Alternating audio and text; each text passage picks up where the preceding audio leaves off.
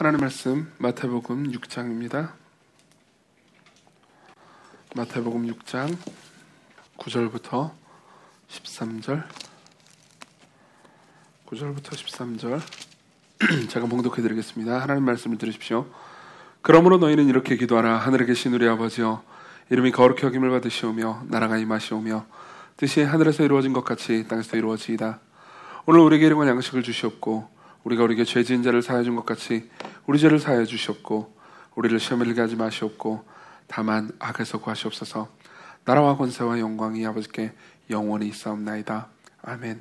그리고 오늘은 본문이 하나 더 있습니다. 시편 51편입니다. 시편 51편 제가 봉독해 드리겠습니다. 51편 1절부터 11절입니다. 하나님이여, 주의 인자를 따라 내게 은혜를 베푸시며 주의 많은 긍휼을 따라 내 죄악을 지워주소서. 나의 죄악을 말갛게 씻으시며 나의 죄를 깨끗이 제하소서. 무릇 나는 내 죄과를 아오니 내 죄가 항상 내 앞에 있나이다. 내가 주께만 범죄하여 주의 목전에 악을 행하였사오니 주께서 말씀하실 때에 의로우시다 하고 주께서 심판하실 때에 순전하시다 하리이다. 내가 죄악 중에서 출생하였으며 어머니가 죄 중에서 나를 잉태하였나이다. 보소서, 주께서는 중심이 진실함을 원하시오니 내게 지혜를 은밀히 가르치시리이다. 우슬초로 나를 정결하게 하소서. 내가 정하리이다. 나의 죄를 씻어주소서. 내가 눈보다 희리이다. 내게 즐겁고 기쁜 소리를 들려주시사 주께서 꺾으신 뼈들도 즐거워하게 하소서. 주의 얼굴을 내 죄에서 돌이키시고 내 모든 죄악을 지워주소서. 하나님이여, 내 속에 정한 마음을 창조하시고 내 안에 정직한 영을 새롭게 하소서. 나를 주 앞에서 쫓아내지 마시며 주의 성령을 내게서 거두지 마소서. 우리 11절 한 번만 더 합독합시다. 나를 주 앞에서 쫓아내지 마시며 주의 성령을 내게서 거두지 마소서. 아멘. 주기도문을 계속해서 설교하고 있습니다. 제 좀 바람은 계속해서 주기도문을 설교하고 있는 가운데 여러분들이 이제 기도에 대해서 좀 더 많이 배워가고 기도를 많이 누렸으면 하는 마음이 있습니다. 이제 빠르면 아마도 8월 초 혹은 이제 조금 늦어도 8월 중순쯤이면 이 주기도문 설교가 끝나게 될 가능성이 높습니다. 근데 이제 그 얼마 남지 않은 기간 동안 여러분들이 주기도문의 의미를 쭉 보면서 기도를 거의 하지 않던 분들도 계실 겁니다. 그런 분들은 이제 기도를 시작하고 기도를 통해서 하나님의 임재를 계속 경험했으면 좋겠고요. 그리고 기도를 하시긴 하지만 좀 습관적이고 그리고 깊이 있는 기도를 하지 못하신 분들은 제가 지금까지 이제 이 기도를 쭉 가르쳐 드리면서 아주 실천적으로 이렇게 해라 여러 번 말씀드렸잖아요. 그런 것들을 실천함으로써 좀 더 깊은 기도를 누렸으면 좋겠습니다. 여러분들이 이런 것들을 누렸으면 좋겠어요. 그러니까 기도를 하다가 시간 가는 줄 몰랐다, 이런 거 있잖아요. 뭐 지금 같은 경우에는 기도를 열심히 한 것 같은데 5분도 안 지났네, 뭐 이런 느낌이지 않습니까? 근데 이제 기도를 하다가 시간 가는 줄 몰랐다, 이런 것들을 경험했으면 좋겠어요. 그래서 나중에 이제 주기도문 설교가 끝날 때쯤 되면은 지금까지 여러분들에게 가르쳐 드렸던 내용 중에서 아주 실천적인 부분들, 기도를 어떻게 하라는 것들, 그리고 제가 소개해드린 기도문들, 이런 걸 모아가지고 또 드릴 겁니다. 그래서 여러분들이 기도를 좀 잘 할 수 있었으면 좋겠어요. 오늘은 죄를 용서해달라는 기도입니다. 우리가 우리에게 죄 지은 자를 사하여 준 것처럼 우리의 죄를 사하여 주십시오라는 내용을 보는데요. 이제 한국말로는 우리가 우리의 죄 지은 자를 사하여 준 것처럼이라는 말이 앞에 나와 있긴 하지만 그리스어 원문에는 이게 뒤에 나와 있습니다. 그래서 우리의 죄를 용서해 주십시오가 먼저 나오기 때문에 오늘은 이제 우리의 죄를 용서해 달라는 기도를 먼저 하고요. 그리고 다음 주에는 이제 우리가 우리에게 죄 지은 자를 사하여 준 것 같이 부분을 하겠습니다. 아마도 2번에 끝날 건데 3번 정도 하게 될 가능성도 있을 것 같습니다. 이제 우리를 용서해 달라라는 기도는 간단하게 말하면 이제 회개 기도잖아요. 우리가 우리의 죄를 하나님 앞에 고백하오니 하나님 우리를 용서해 주시고 받아주십시오, 이런 회개 기도인데 이 말 자체로 이제 굉장히 풍성한 의미를 가지고 있긴 하지만 또 성경 도처에 회개 기도에 좋은 모범이 많이 있습니다. 그 중에 이제 가장 제가 개인적으로 사랑하기도 하고요. 그리고 많은 신학자들이나 목회자들이 회개 기도를 가르칠 때 시편 51편을 사용했거든요. 그래서 오늘은 제가 시편 51편을 통해서 이제 어떻게 우리가 우리 죄를 고백하고 회개할 것인지에 대해서 여러분들에게 말씀을 드리겠습니다. 하나 여러분들이 생각하셔야 되는 것은 이제 이 시편 51편의 배경입니다. 물론 시편 51편이 굉장히 유명한 시이기 때문에 여러분들 중에 많은 부분들이 이 배경을 아시겠지만은 이 시는 다윗이 쓴 시입니다. 다윗 인생에서 가장 암울한 시기에 쓰인 시죠. 다윗이 6계명과 7계명을 어겼습니다. 이제 간음을 했고요. 먼저 다윗이 왕이 되고 나서 이제 밧세바라는 여성, 남편이 있는 여성이었습니다. 밧세바라는 여성과 간음을 했고요. 그리고 밧세바의 남편이었던 우리야를 죽여버렸습니다. 그래서 살인하지 말라와 간음하지 말라는 계명 모두를 어겼죠. 그리고 나서 한 1년이 지납니다. 그 사이에 이제 밧세바와의 사이에 아들도 하나 태어나요. 거의 1년 정도가 지난 후에 나단이라는 선지자가 와서 다윗에게 이제 이 회개하라고 외칩니다. 그리고 나서 다윗이 회개하게 되는데 그때 회개했을 때에 썼던 걸로 추정되는 시가 시편 51편입니다. 그래서 시편 51편을 주의 깊게 다는 못 봅니다. 우리가 읽었던 부분을 이제 몇몇 부분들을 주의 깊게 보면서 우리가 어떻게 회개해야 되는지를 좀 배울 겁니다. 그래서 먼저는 첫 번째로는 제가 왜 우리가 회개해야 되는지를 먼저 말씀드릴 거고요. 그 다음에는 이제 어떻게 회개해야 되는지에 대해서 3가지 정도를 말씀드리겠습니다. 실제로 여러분들이 이 3가지를 염두에 두시면 여러분들이 이제 회개 기도를 하면서 하나님께 나아갈 때 도움이 될 겁니다. 그래서 여러분들 주보 보면은 그 대지들이 다 적혀 있으니까 참조해 가시면서 설교를 들으시면 되겠습니다. 먼저 우리가 왜 회개해야 되는지를 생각해 보죠. 11절을 봅시다. 11절을 보면 아까 다 같이 읽었지만 나를 주 앞에서 쫓아내지 마시며 주의 성령을 내게서 거두지 마소서 이렇게 말합니다. 이거는 다윗이 생각했던 회개 기도의 가장 중요한 목표입니다. 회개를 하는 가장 중요한 목표는 하나님과의 관계 가운데서 죄가 방해가 되기 때문입니다. 이런 가르침들은 성경 도처에 나와 있습니다. 예를 들면 이사야에 보면 이런 말씀이 있죠. 제가 읽어드릴게요. 59장 1절입니다. 여호와의 손이 짧아 구원하지 못하심도 아니요 귀가 둔하여 듣지 못하심도 아니라 오직 너희 죄악이 너희와 너희 하나님 사이를 갈라놓았고 너희 죄가 그 얼굴을 가리어서 너희에게서 듣지 않으시게 함이니라. 이렇게 말하고 있습니다.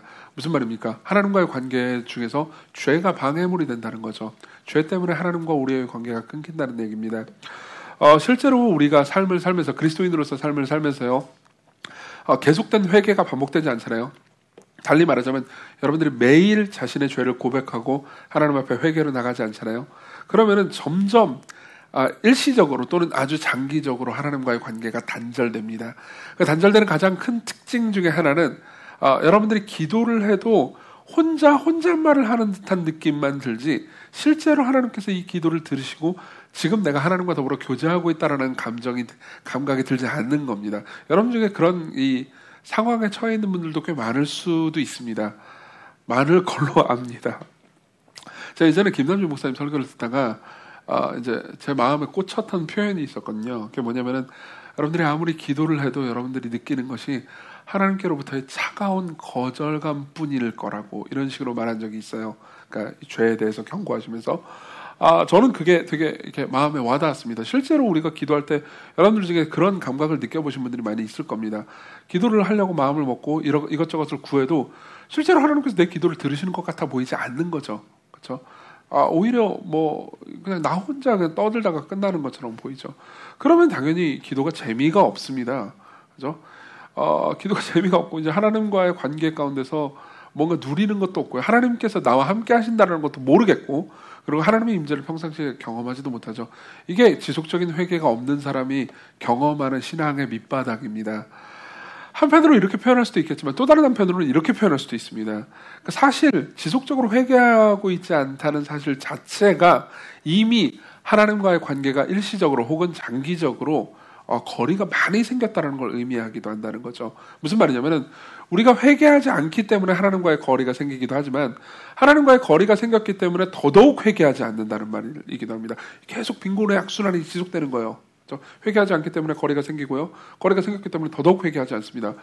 원래 죄 고백이라는 것은요, 사과라는 건요, 기본적으로 관계 가운데 이루어지는 겁니다. 맞죠? 관계가 없으면 사과도 없습니다. 사과할 대상이 없으니까요. 예를 한번 들어보죠. 여러분들이 아침에 여러분들이 이제 회사도 다니지 않고 그냥 아무 것에도 소속되지 않는 사람이라고 합시다. 그러면 뭐 전날 밤에 늦게까지 놀다가 뭐 축구 보고 농구 보고 뭐 게임하고 놀다가 아침에 뭐 한 11시쯤 일어났다고 합시다. 뭐 11시가 아침인지는 잘 모르겠지만 어쨌든 간에 일어났다고 합시다. 그러면 여러분들 아무한테도 사과하지 않아도 됩니다. 그냥 잘 일어나가지고 아점을 먹고 그 다음에 또 놀면 되죠. 근데 만약 여러분들이 회사에 취직했다고 합시다. 그죠? 그리고 나서 이제 회사에서 일을 해야 되고 관계를 맺어야 돼요. 그리고 아침 9시 반에 회의가 있습니다. 근데 여러분들이 9시 반에 일어났어요. 그럼 여러분 어떻게 해야 되죠? 사과해야 합니다. 그죠? 죄를 고백해야 됩니다. 잘못했다고 말해야 돼요.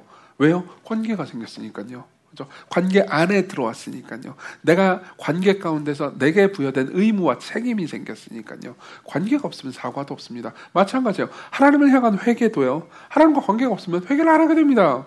그죠?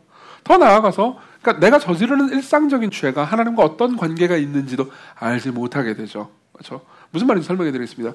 우리가 아예 죄책감이 없는 사람들은 아닙니다. 무언가 잘못을 하면 잘못을 했다고 말하게 되죠. 예를 한번 들어봅시다. 근데 이런 것들이 하나님을 의식하지 않은 것일 수 있다라는 겁니다. 예를 한번 들어볼게요. 제가 우리 진성 형제 핸드폰이 있는데요.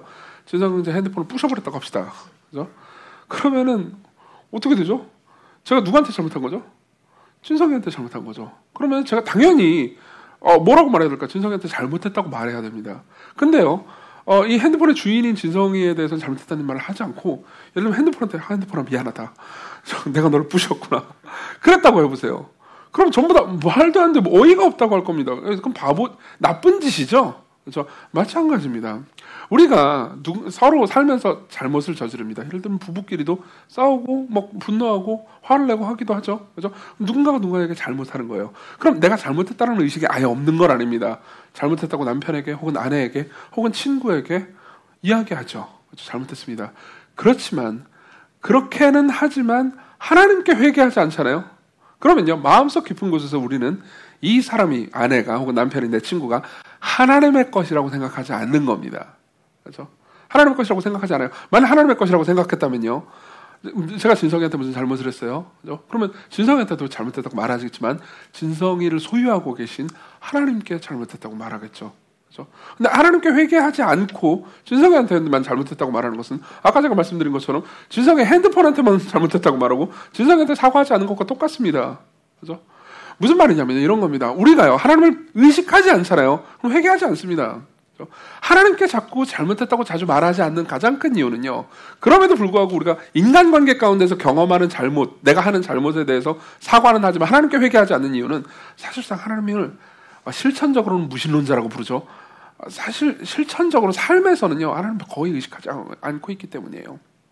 하나님을 신경 쓰고 있지 않습니다. 하나님께 나아가고 있지 않습니다. 그러니까 하나님께 회개하지 않죠. 근데 하나님께 회개하지 않으면 자연스럽게 하나님을 더 알 수가 없게 됩니다. 그죠?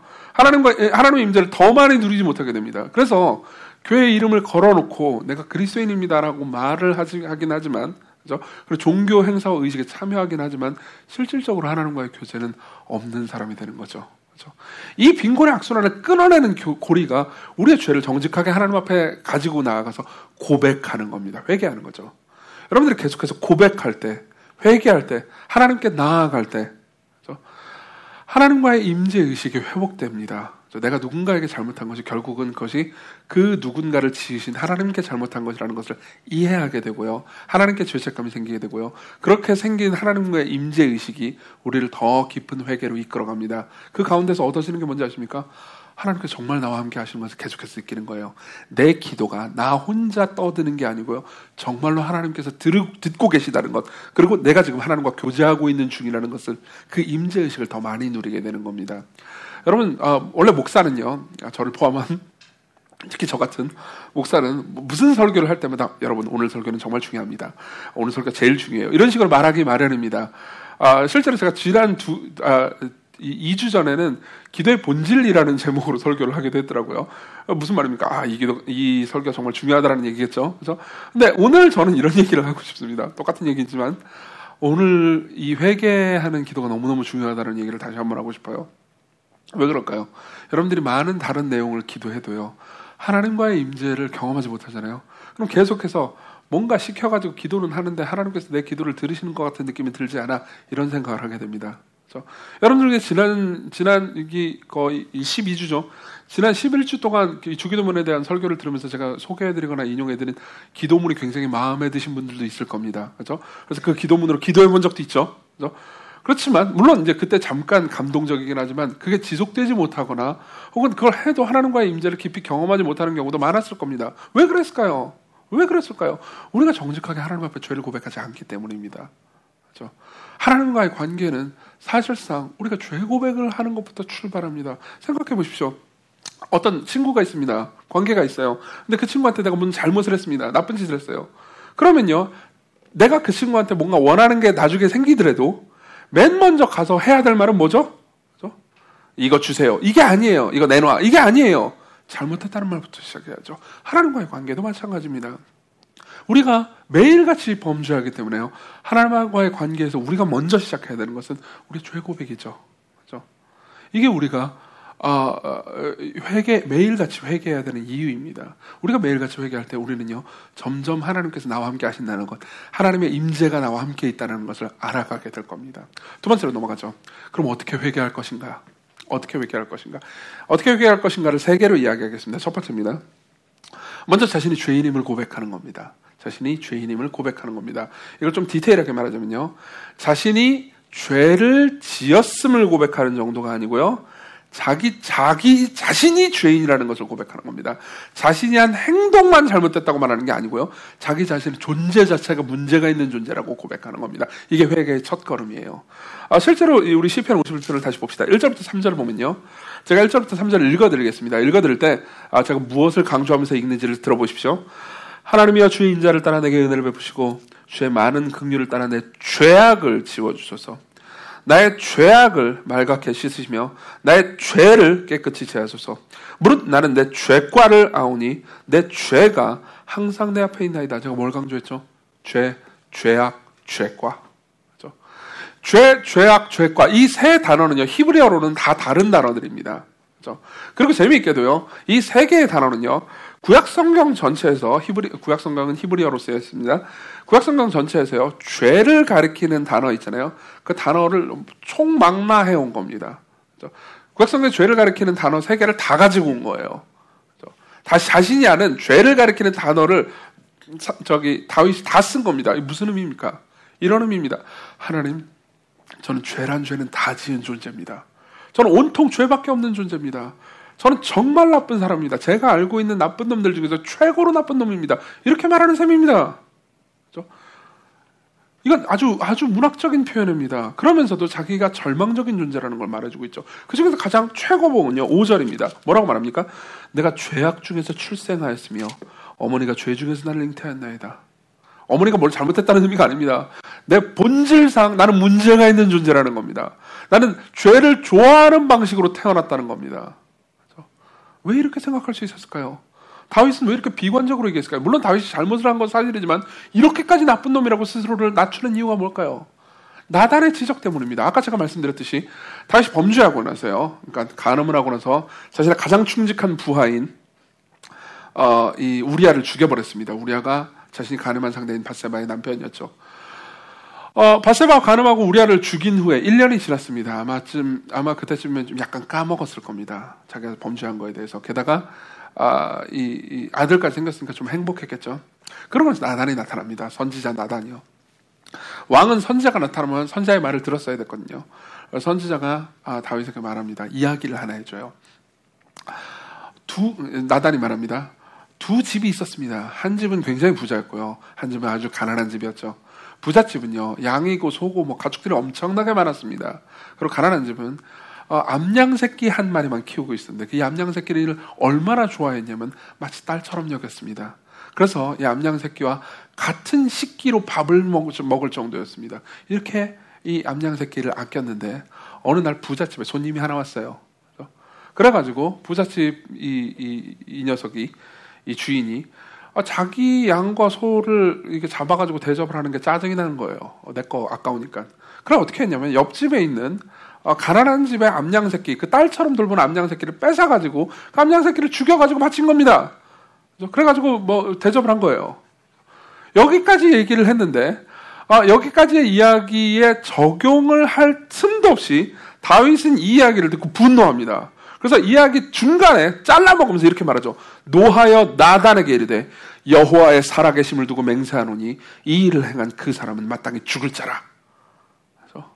그러니까 나단은요, 아마 성경에 나오는 설교 중에서 가장 강력하고 날카로운 적용일 겁니다.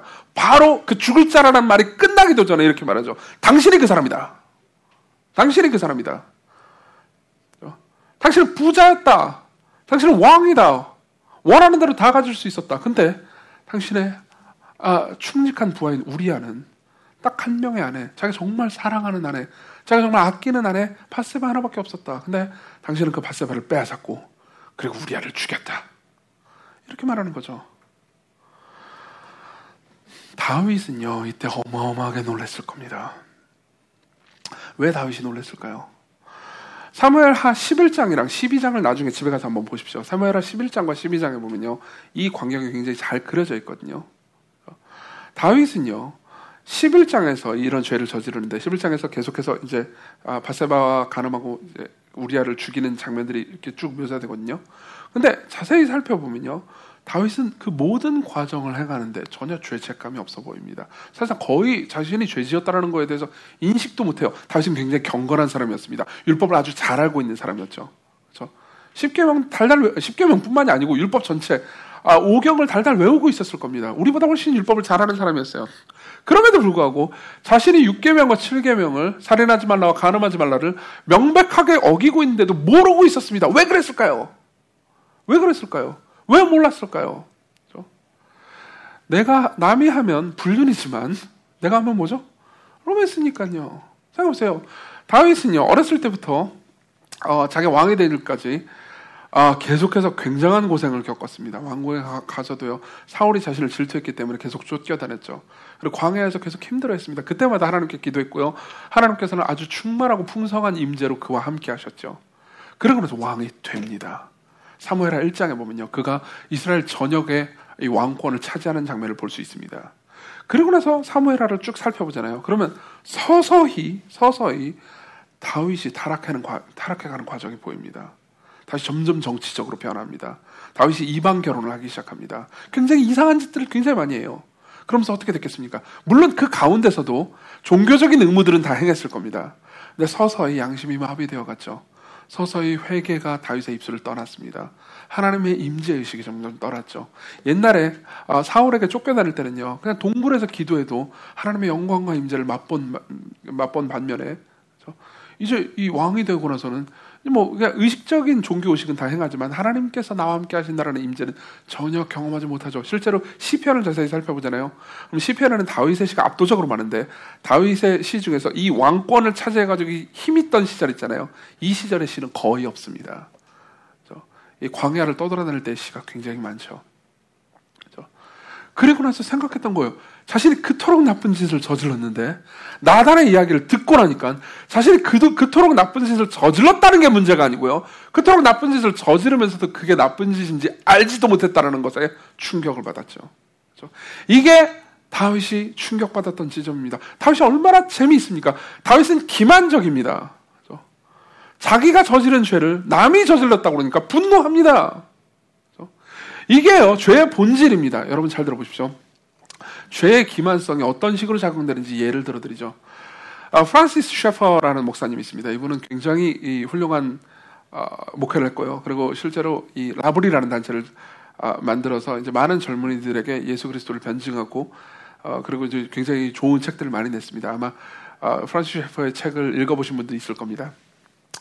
셰퍼는요, 특히 믿지 않는 사람들에게, 믿는 사람도 사실 여기에 걸릴 겁니다. 똑같이 믿지 않는 사람들에게 복음을 전할 때요, 우리가 죄인이라는 것을 이야기할 때, 이제 우리가 죄인이라는 것, 하나님의 심판에 대해서 이야기할 때 이런 예화를 쓰곤 했습니다.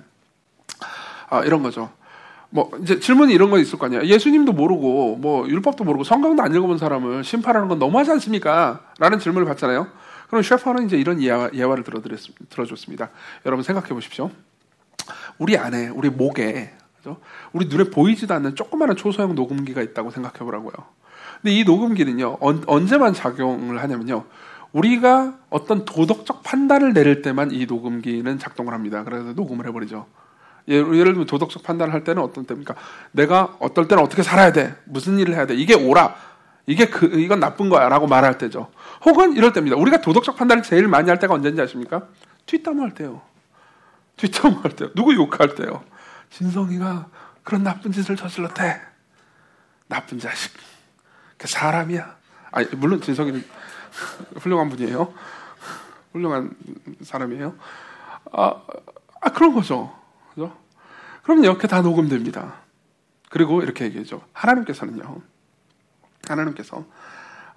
당신이 마지막 날 심판을 당할 때, 심판대 앞에 섰을 때 이렇게 말씀하실 거라고.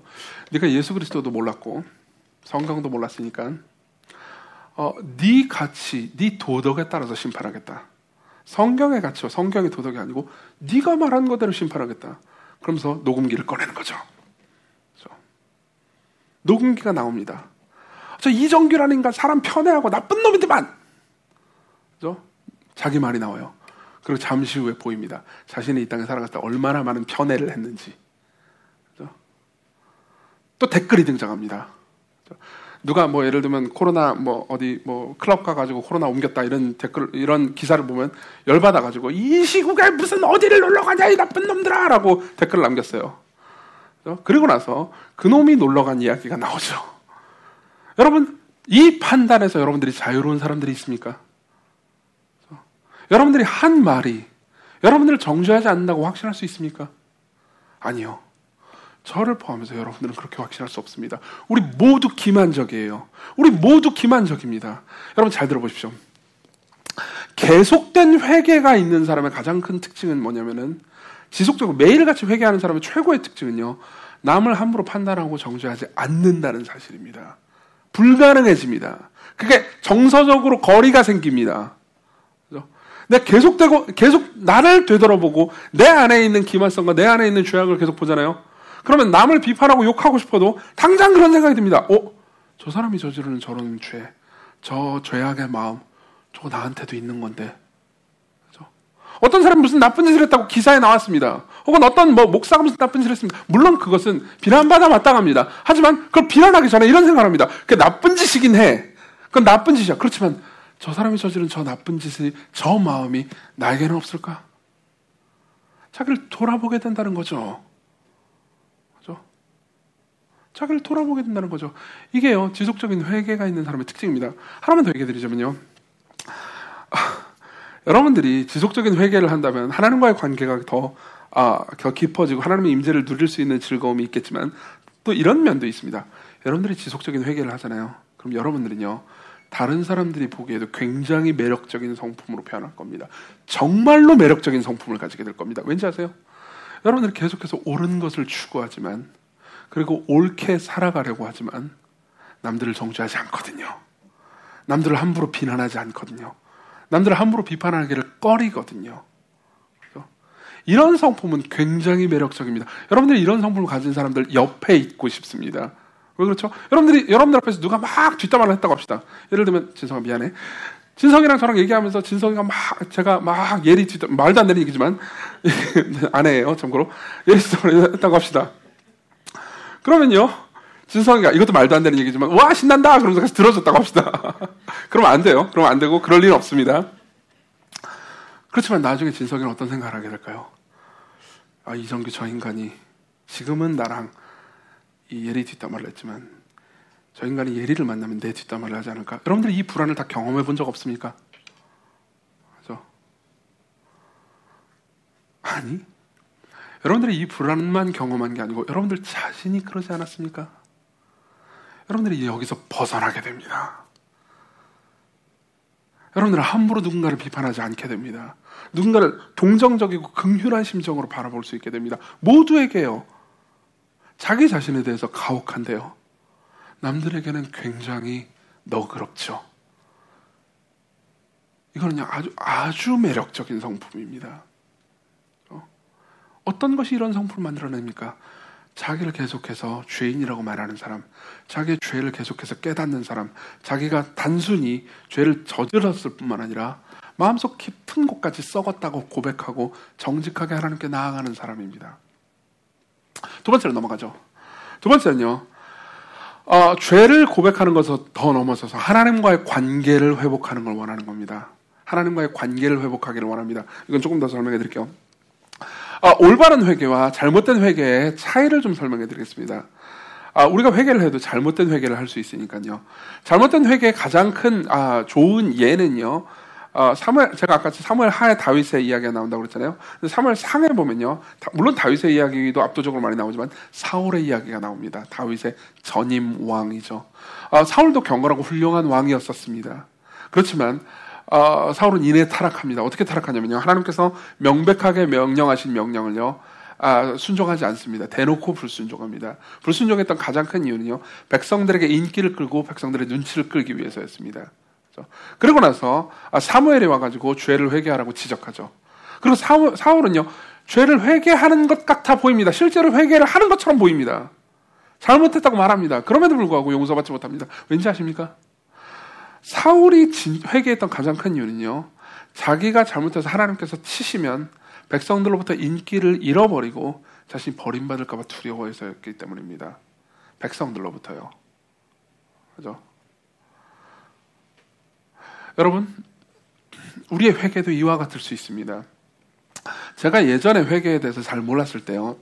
이제 슬프게도 제가 옛날에 다녔던 교회는 회개에 대해서 좀 잘 못 가르쳐 줬습니다.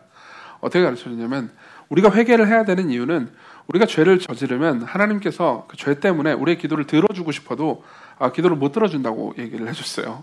그래서 이제 일단은 내가 하나님께 나아갈 때 내 죄를 하나하나 다 고백해가지고 싹싹싹싹 하나하나 다 지우지 않으면 내가 뭘 구해도 뭐 하나님 나를 뭐 어떻게 해주세요, 좋은 거 주세요 이렇게 구해도 하나님께서 아무것도 들어줄 수가 없으니까 먼저 회개부터 기도부터 해야 된다 이렇게 배웠었습니다. 그래서 그건 이제 역으로 말하면 내가 회개 기도를 하면 하나님께서 먼저 무조건 다 들어준다라는 얘기였죠. 그래서 제가 어떻게 했겠습니까? 회개 기도를 열심히 했죠. 뭐 학창 시절에 혹은 뭐 대학생 때 그때 뭘 구했겠습니까? 제가 구하는 게 뭐 있었겠어요? 뭐 대충 뭐 두세 개밖에 없었습니다. 하나님 뭐 경제적으로 힘들 때 하나님 등록금 주세요. 뭐 이건 좀 이해할 만하죠. 그리고 이제 시험 잘 보게 해주세요. 제가 재밌는 게 뭐냐면요. 여러분들 중에서 가끔 가다가 다음 주에 시험이면 이번 주에 교회를 안 나오는 사람들이 있을 수 있습니다. 예, 저는 반대였어요. 다음 주에 시험은 꼭 나왔습니다. 그 전에는 안 나오더라도요. 왜냐하면은 다음 주에 시험인데 내가 교회를 안 나와가지고 하나님께서 이놈 자식 괘씸하다 그래가지고 나를 치시면 내가 시험을 볼 때 밀렸을까봐 두려워서였죠. 그래서 어떻게 했냐면은 기도할 때마다 하나님 내가 뭐 잘못했고 그러니까 시험 잘 보게 해주세요.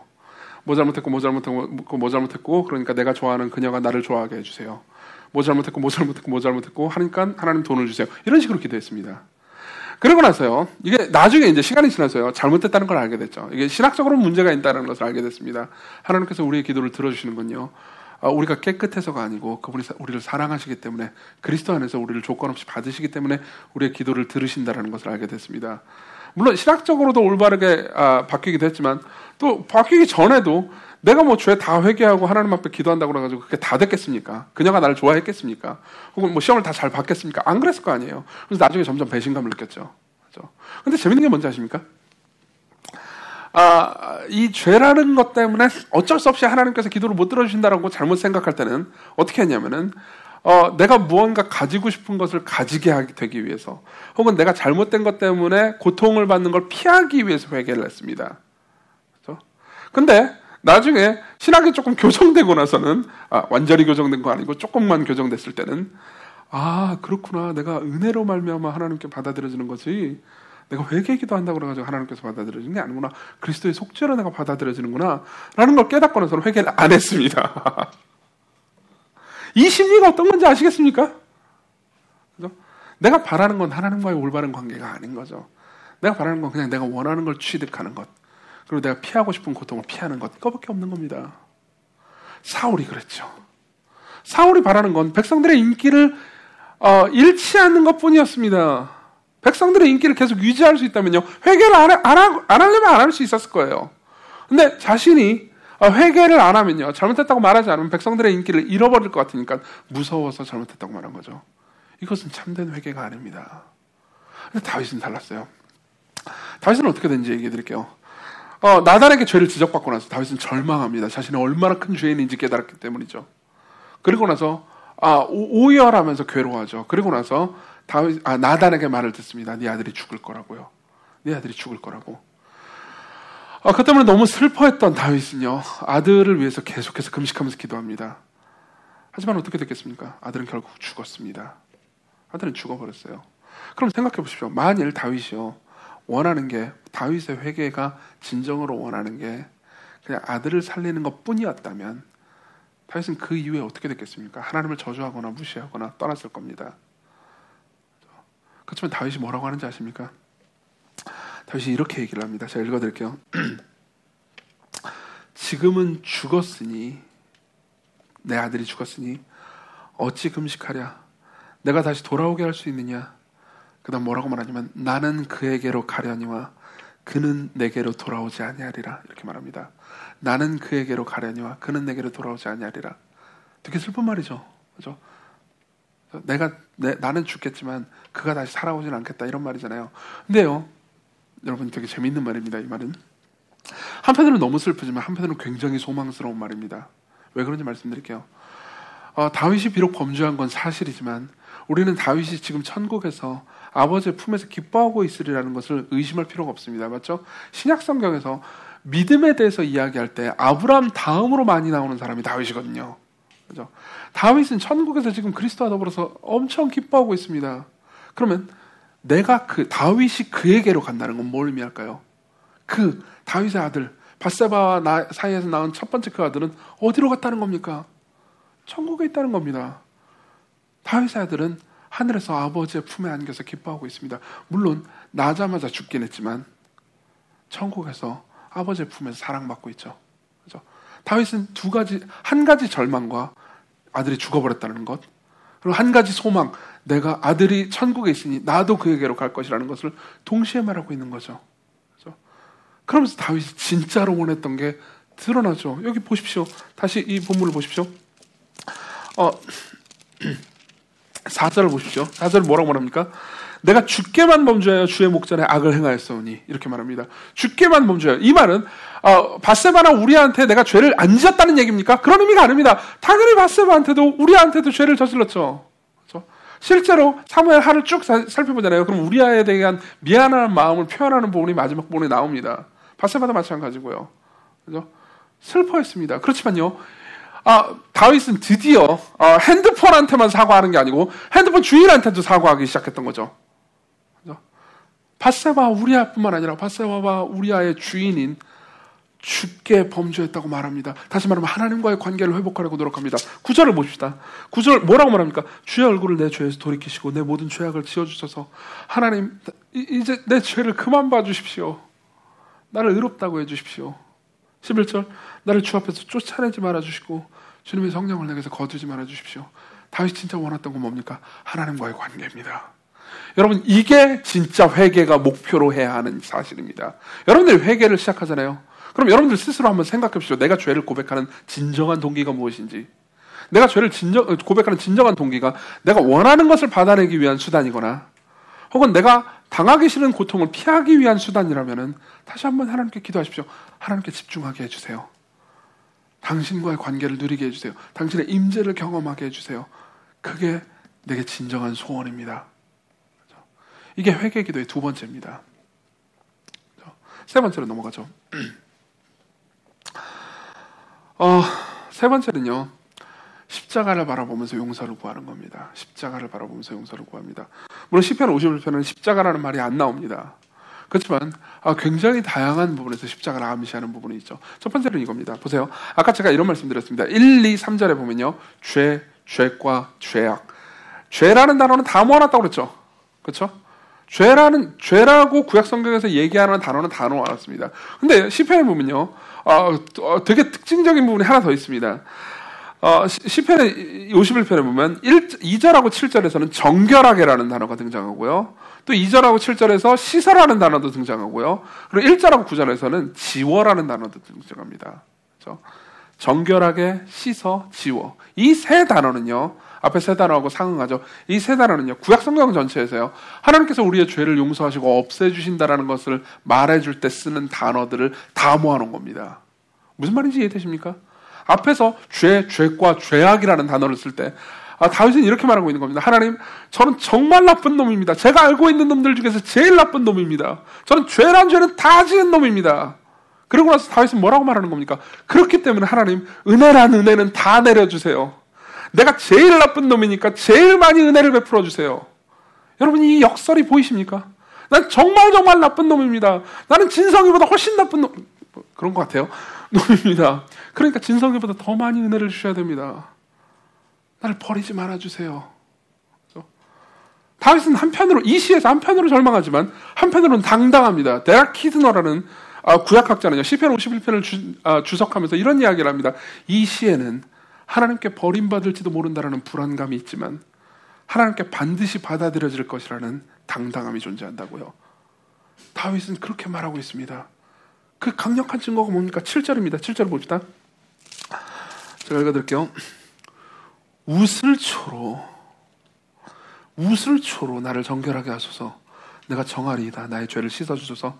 내가 눈보다 희리이다. 우슬초가 뭔지 아십니까? 구약성경의 출애굽기와 레위기를 여러분들이 자세히 읽어보셨다면 이 우슬초를 아실 겁니다. 우슬초는요, 풀입니다. 풀을 묶어가지고요, 어떻게 하냐면 제사를 지내잖아요. 그럼 제가 예를 들면 죄를 범하잖아요.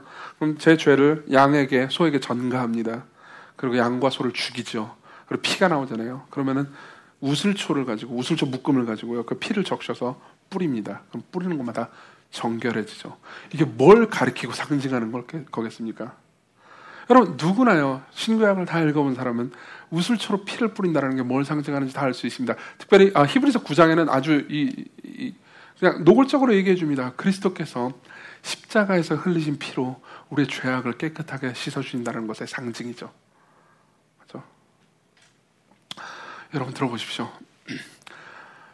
회개의 마지막 단계일 뿐만 아니라 가장 중요한 단계는요, 내가 죄인이라는 것을 고백하고 하나님과의 관계 회복을 바라는 것을 넘어서서요, 그리스도께서 나를 위해서 행하신 일 있잖아요. 행하신 일을 생각하면서 담대하게 나를 용서해달라고 구하는 겁니다. 그렇죠?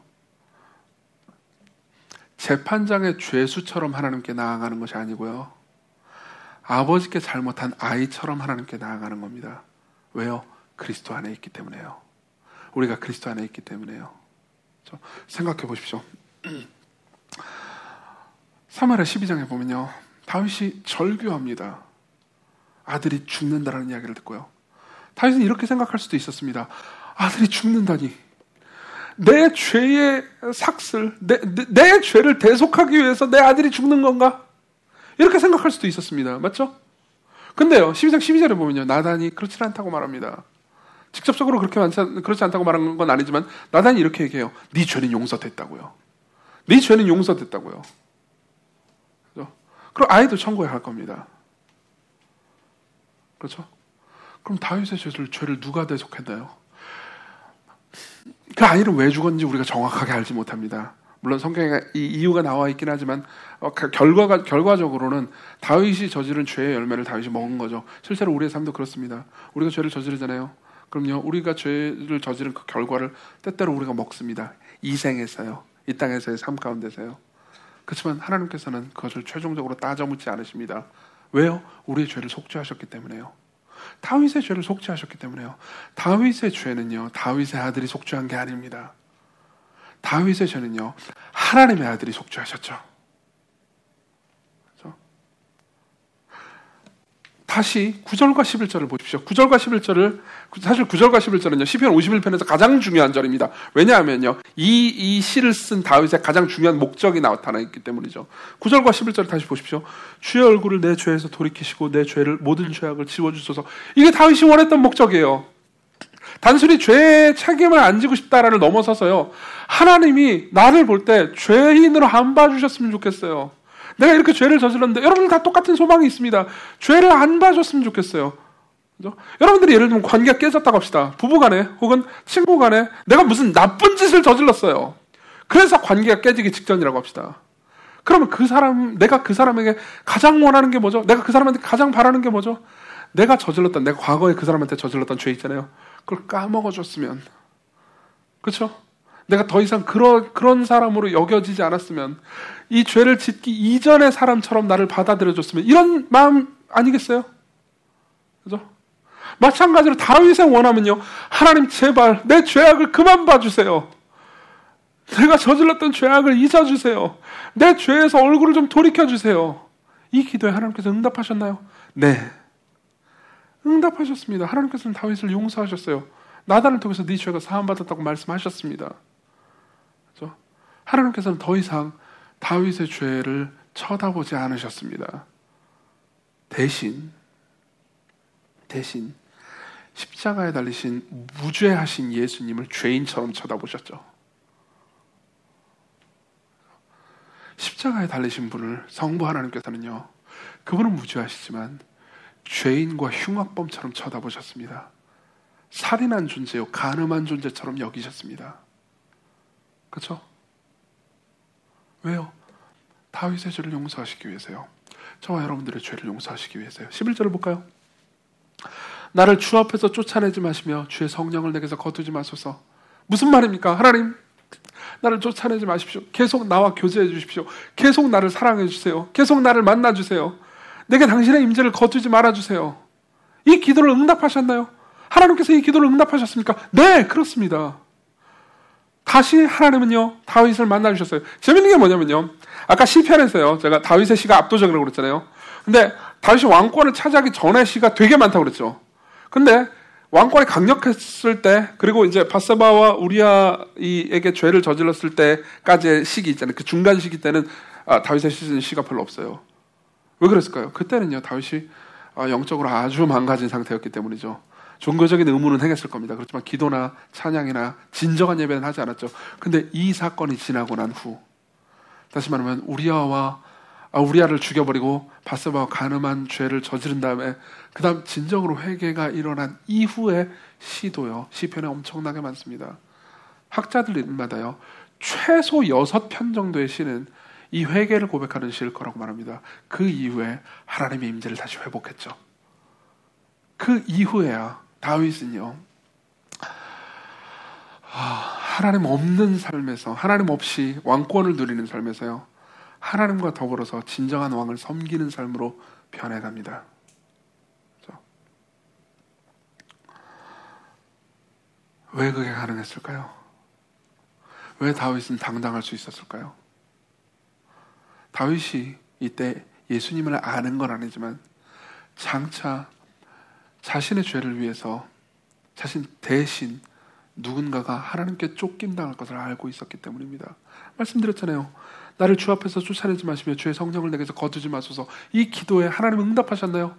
다윗의 이 기도에 하나님께서 응답하셨을까요? 네, 응답하셨습니다. 어떻게요?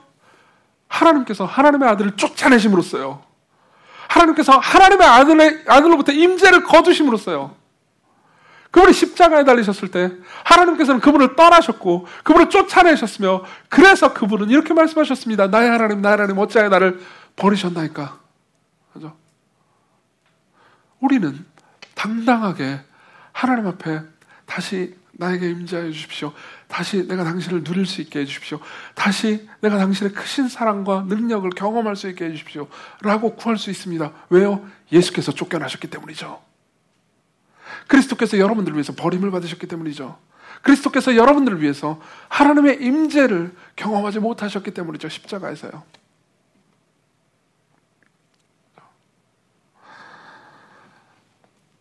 이것을 여러분들이 이해할 때, 누릴 때요, 여러분들 안에 있는 죄가 서서히 죽는 걸 경험하게 될 겁니다. 지금까지 내용을 정리해 드릴게요. 첫 번째, 당신이 죄를 지은 정도가 아니고 뿌리까지 죄인임을 고백하십시오. 두 번째, 실제로 회개할 때 그렇게 하십시오. 두 번째, 죄의 결과가 무서워서가 아니고 하나님과의 관계를 회복하기 위해서 죄를 고백하십시오. 그리고 세 번째, 십자가를 바라보십시오. 그때 어떻게 죄가 죽는지 말씀드릴게요. 이 얘기만 하고 마치겠습니다. 지금까지 설교는 졸렸는지 모르겠지만 이 이야기는 재밌으니까, 그리고 또 한편으로 재밌지만 한편으로 끔찍하니까 잘 들어보십시오. 예를 한번 들어볼게요. 여러분들이 정말 사랑하는 사람이 있습니다.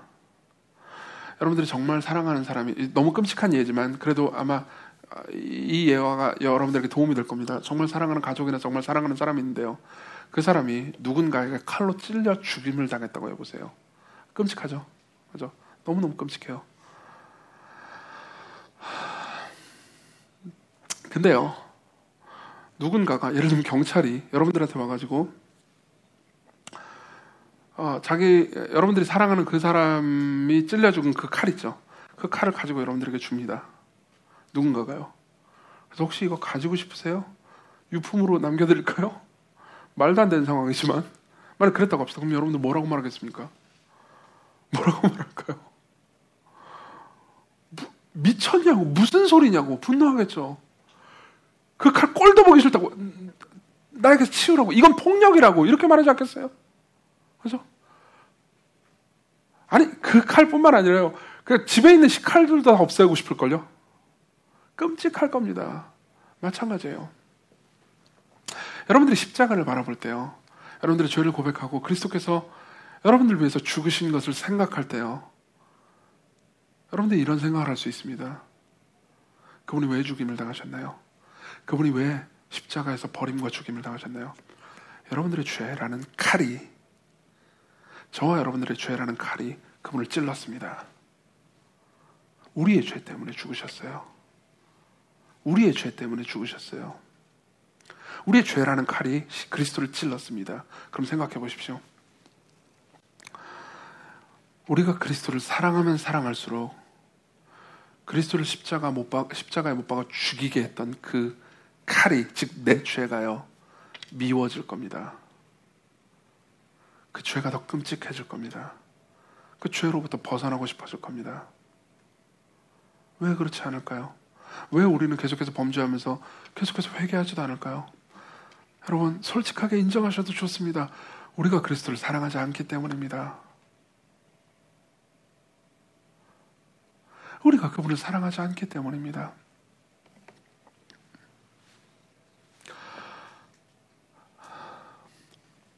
예수 그리스도께서는 그리스도를 사랑하지 않는 그러한 여러분들과 저를 위해서 죽으셨어요. 우리가 그분을 알기도 전에 우리를 위해서 죽으셨습니다. 그분께로 오십시오. 그분께 여러분들의 죄를 고백하십시오. 하나하나 고백하십시오. 아주 구체적으로 고백하십시오. 대강 말고요. 일주일 동안 하나님, 제가 알고 지었던데 모르고 지었던데 다 그냥 용서해 주세요, 이렇게 하지 마시고요. 구체적으로 말하십시오. 그리고 용납해달라고 구하십시오. 그리고 여러분들이 한때 가졌으나 잃어버렸던 하나님의 임재를, 혹은 잘 모르겠다고 느껴지는 하나님의 임재를 경험하게 해달라고 구하십시오. 같이 기도합시다. 우리 기도할 때 하나님 우리를 긍휼히 여겨주시고 복음의 능력으로 우리를 새롭게 해달라고 구합시다. 우리가 단순히 죄의 결과를 피하기 위해서 회개하는 게 아니고요, 아버지께서 아들을 죽이심으로써 우리에게 베푸신 그 사랑이 얼마나 큰지, 그리고 우리가 얼마나 자주 그 사랑을 배신하고 계속해서 범죄했는지를 생각해 보십시다. 그리고 다시 하나님과의 임재를 회복하게 해달라고, 하나님과 더불어 누리는 교제를 우리에게 허락해달라고 간절히 우리 구합시다.